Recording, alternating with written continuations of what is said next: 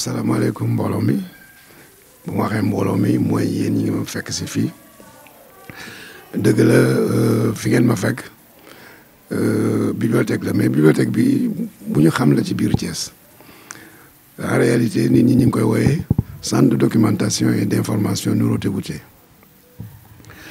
yàlla def nag ma nekk en même temps secrétaire général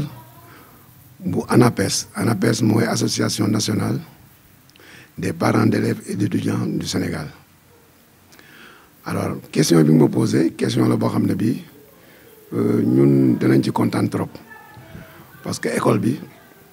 yàgg nañ ci école bi li ñu ci indi moo di ne suñuy doom ñoo ci nekk te suñuy doom mooy suñu yaakaar te suñu yaakaar mooy yaakaaru Sénégal loolu moo tax lépp loo xam ne ni mun nañ ko def danañ ko def pour que école bi mën a jëm kanam. waa association parents d'élèves ni nga ko déggee rek association mooy ay nit ñoo xam ne ñi dañu boole seen pas-pas ànd mbokk di liggéey dugg ci benn mbir pour mbir moomu jëm kanam bu fekkee ne association des parents d'élèves nag mooy ay yaayu ndongo ay baayu ndongo ay nijaayu ndongo ay maamu ndongo yu booloo ne léegi dañuy liggéey bi nag paasewul boole seen xam-xam boole seen alal boole leen seeni xalaat boole nag aussi seen jëf pour que école bi ci boppam nga xam ne moom moo leen intéressé mën a jëm kanam donc association bi loolu la wun association des parents d'élèves donc ay waajuru ndongo ñoo dajaloo bokk pas-pas ne dañuy liggéey pour que école bi jëm kanam. association des parents d'élèves seen rôle bari na mais fi may commencé moo di ne xam nga boo juree doom ba mu war a dal école da nga ko war a yóbbu mu jàngi école mais boo ko yóbbu mu jàngi école aussi da nga ko war a waajal mooy lan mooy jëndal ko li nga xam ne ni moom la soxla pour dem ci école bi. parents d'élèves yi nekk ci biir association parents d'élèves ñun bokk na ci loolu dañ koy insister ne xale yi il faut que ñu mettre leen dans de très bonnes conditions pour njàng mi mën a ratax. deuxième aspect bi moo di ne dañuy boole suñu alal parce que association parents d'élèves yi ñëpp xam nañ ne li ñuy dugal ci biir école bi buñ ko xamee woon ay milliards la. dama jël benn exemple rek benn lycée laay jël bu ñu xam fii la nekk Thiès lycée Malick Sy am na 3000 élèves parent bu nekk di nga la joxe 10 000 francs 10 000 francs yi mooy 30 millions loolu boo ko rapporté au niveau national boo seetee CM yi seet lycée yi au niveau national c'est plusieurs milliards donc parents d'élèves yi dañuy jël seen alal dugal ko ci biir école bi. troisième chose moo di ne parents d'élèves yi bu amee ay problème ci biir école bi ay conflit parce que ñëpp xam nañ ne année bu jot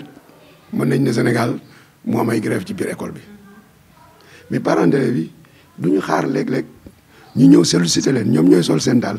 dem seet ñi nga xam ne ñi ñoom ñoo waral mbir mi waxtaan ak ñoom pour ñu mën ko saafara ñi waral mbir mi ñaare mooy syndicat yi ak représentant gouvernement bi pour ñu représentant gouvernement bi mooy autorité administrative yi mais fàttewuñu aussi autorité académique yi donc dañuy sol suñu daal ñun en tant que parent d'élève parce que loolu mooy soxal parce que li am intérêt pour ñun mooy xale yi jàng correctement xale yi bu ñu jàngul correctement rek ñun on est perdant et les enfants sont perdants te bëgguñu xale yi perte loolu tax lu ñu xaar ñu ñuy solliciter dañuy sol suñu daal dem seeti leen pour jéem a saafara mbir mi donc bu amee conflit ñun dañuy dugg ci biir conflit bi waxtaan ci mais lu ñem foofu sax gis nga même leader d'opinion yi dañ leen dem seeti yàlla xam na ne il y a 2 ans def nañ fay tournée dugg ci kër sëriñ yëpp pour waxtaan ak ñoom pour que mbiru école bi ñu mën ko saafara c'est dire donc que ñun yemuñu ci nekk jur ay doom rek yóbbu leen ci école mais dañuy toog di xalaat gis nga fii mën naa ne weer bu jot danañ fi def benn assemblée boo xam ne bi parents d'élèves yi nga xam ne dañoo affilié ci sunu association ñoo fi daje pour weccante xalaat et bu ñu weccante xalaat dafa am benn rubrique boo xam ne bi dañ ko tuddee ñun dañ ko tuddee li xew ci biir école yi bu ko defee ñoom dañuy wax li xew ci biir école yi bu ko def ñun ñëpp ñu nekk au courant liñ ci mën a saafara ñu saafara ko bu fekkee wax la ñu wax la bu fekkee jëf la ñu war a jëf donc loolu bokk na ci li nga xam ne lii ci sunu taxawaay ci biir école bi la. waaw sunu objectif bi dëgg c'est la défense des intérêts des enfants. état mu war a construire classe mu war a équiper mu wut maître mais ñun xam nañ ne loolu mënul nekk moo tax ñu jël sunu alal di ko ci def c'est pourquoi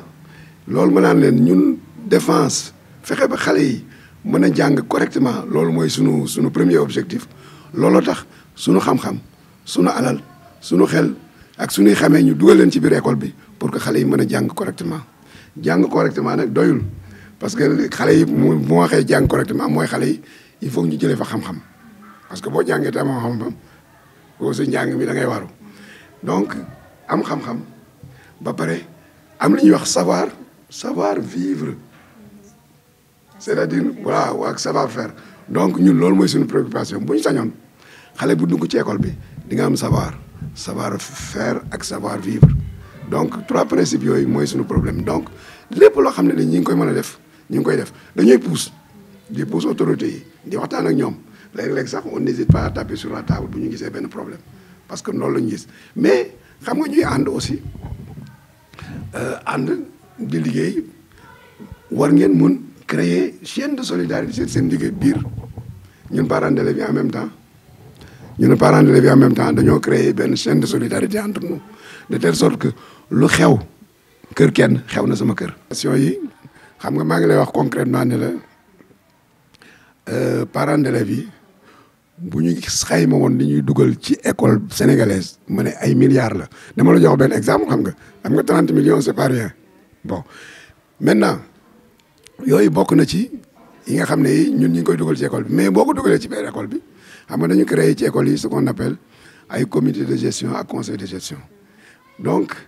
bari na loo xam ne di nit ñaa ngi koy gis ci biir école yi du alalu nguur gi du alalu jàngalekat yi alalu parents d'élèves yi la parce que parents d'élèves yi ñoo génn seen xaalis def ko même bu fekkee ne sax réalisation yi dafa jaar ci loxo proviseur wala mu jaar ci loxo directeur de l'école wala mu jaar ci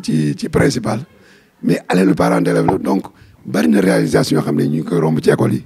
bu kenn yaakaar ne gouvernement bee ko def mais parents d'élèves yee ko def donc yooyu bokk na ci muy ay classes yoo xam ne ñun gis nañu ay parents d'élèves yi ko def damay joxe benn exemple rek xaw ma da nga xam ngeen CM Parcelles Assainies bu ngeen fa demee am na classe yoo xam ne parents d'élèves yi ñoo ko génne seen xaalis xam nga nu ñu ko defee xam nga alal ji ñuy dugal ci biir école bi par année dañoo toog ne principal bi ne ko ñun xale yi amuñu fuñ jànge léegi li ñuy cotiser pour jënd blouse yi léegi xaalis boobu dañ koy dajale pendant 2 ans tabax ci ay classes ils l'ont fait pendant 2 ans ils ont réalisé 2 classes donc c'est dire que xaalis bi ñuy dugal ci biir école yi dama ne xaalis bi bari na bari waaye boo xam ne bi mën nañ ci def ay réalisations yoo xam ne yi buñ ko gérer correctement nit ñi sax dañ jaaxle parents d'élèves bi nan lañ def pour réalisation yooyu donc dama ne la aussi bu ngeen defoon yenn écoles yi di ngeen gis ne parents d'élèves yi am nañu ay partenaires yu mu lëkkaloo ak ñeneen même bu fekkee xaalis bi ñoom defuñu ko mais ñoom ñoo wax ñoo taxawaay boo xam ne bi ñooñu génne nañu xaalis def ko. dana la joxaat beneen exemple boo demoon yéen fan ngeen nekk yéen a ngi Cité Senghor bu ngeen demee ngeen laaj directeur bi il y a quelques années il y a 4 ou 5 ans il y a les parents d'élèves dox nañu ak benn association ba mu jox leen 90 tables bancs loolu c'est pas une petite affaire réalisation parents d'élèves yi la du administration bee ko def du directeur école bee ko def du enseignant yi ay parents d'élèves ñoo jël seen tànk di dox ba gis ku leen jàppale mu indi loolu. conseil bi ma leen njëkk a jox mooy nañu fexe ba booloo loolu c'est important parce que xëy na wax naa la ne man maa ngi bokk association nationale des associations de parents d'élèves et d'étudiants du Sénégal mais ñun rek nekkuñu fi sur le terrain am na yeneen parents d'élèves yoo xam ne ñi ngi ci bokk ci yeneen structure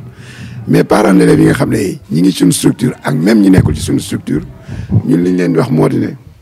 école bi seen école la école bi seeni doom ñoo fay jàng ak seeni sët parce que ñenn ñi amatuñ doom mais ñi ngeen seen i sët seen i jarbaat ak seen i doom ñoo fay nekk. waaw cycle la donc seen école la lépp luñ mun def nañ ko def mais xale yi seen wàllu bopp na ngeen leen yar nañ leen yar loolu laa bëgg a wax ci kër yi parce que élèves yi am na étape boo xam ne bii mënuñoo te franchir ko parce que ci kër yi la ñuy juddoo avant ñu dem école war nañu am benn éducation boo xam ne bii mooy li ñu woowee éducation de base c'est-à-dire que ñun waajur yi mën nañ fexe war nañu fexe ba lépp loo xam ne lii yaakaaroon nañ ne noonu la ñu yare woon noonu lañ ñu yare woon yare ko seen i maam ak ay valeur nañ fexe ba valeurs yooyu ñu inculquer ko xale yi. di vraiment di kontaan ci seen ñëw bi ngeen ñëw fii buñ sañoon ñëw bi ngeen koy ñëw plusieurs fois parce que parents d'élèves yi bari na loo xam ne lii mi ngi seen xol bari na loo xam ne mi ngi seen xel ñu war ko mën a partager ak ñeneen ñi di leen ñaanal aussi yéen aussi démarche yi ngeen di def ngi yàlla yokk seen moyen parce que bu ngeen amee moyen rek incha allah xam naa ne ñun suñu baat dana wër àddina bi